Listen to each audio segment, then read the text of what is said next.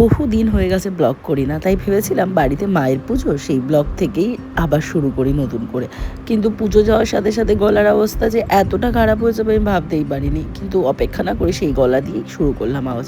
তো দেখলেই প্রথমেই শুরু হয়ে গেছে বাড়িতে, মানে পুজোর আগের দিন সমস্ত পুজোর জিনিস রান্নাবান্না আর জোগাড় জানতে। এখানে বর বউয়ের নাম লিখছে হাতে, আর বোন মেহেন্দি পড়ছে, সবাই চলছে মানে নিজের সাজগোজে। আর এদিকে বাড়িও সেজে উঠছে, চলছে ডেকোরেশনের কাজ। তো সবাই তো যেটা হয় খুব এক্সাইটমেন্ট আমাদের, যে বাস আজ রাতটা পেরোলেই পুজো, এই দিনের বেলায় প্যান্ডেলের কাজ চলছে।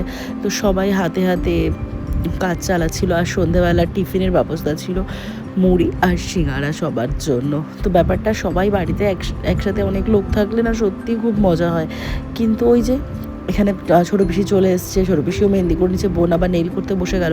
কিন্তু যত রাত বাড়লো ওয়েদারটা এত খারাপ হতে থাকলো, মনের ভিতরে খুব ভয় কাজ করছিল, খুব ভয় কাজ করছিল। আগের দিন সন্ধ্যাবেলা প্রচণ্ড ঝড় হয়েছিল, আর আজকেও মানে রাত বাড়তে বাড়তে তার অন্যথা কিচ্ছু হলো না। রাত 10টা বাজার সাথে সাথেই শুরু হয়ে গেল মানে আবহাওয়া খুবই খারাপ।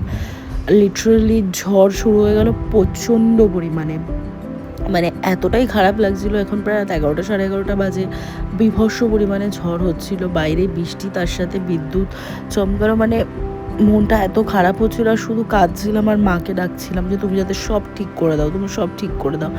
কিন্তু কোনো কিছুই মানে ঠিক হওয়ার জাস্ট নাম নিচ্ছিল না। কালকে বাড়িতে এত বড় একটা অনুষ্ঠান, আর ওইখানে দূরে খাওয়া দাওয়ার প্যান্ডেল হয়েছিল, ওখানেও মা, মামা, সুমন ওরা সবাই বসেছিল। তো এর মাঝেও দেখুন এদের খুনসুটি, একটা কাঠের টুকরো নিয়ে দুজনেরই চাই ওইটা। তো যাই হোক, কিছুক্ষণ ওদের সাথে দাঁড়িয়ে ব্যাপারটা ভুলে গেলেও মনের মধ্যে একটা ভীষণ টেনশন কাজ করছিল। তারপরে ঘরে চলে আসলাম, দেখলাম ঘরের পাশে একটা বিশাল বড় লম্বু গাছ, এটা ঝড়ে ভেঙে পড়ে গেল। মানে শুধু ঠাকুরকে ডাকছিলাম যে কি হবে কালকের দিনটা, ঠাকুরই পারে সব ঠিক করতে, তাই না?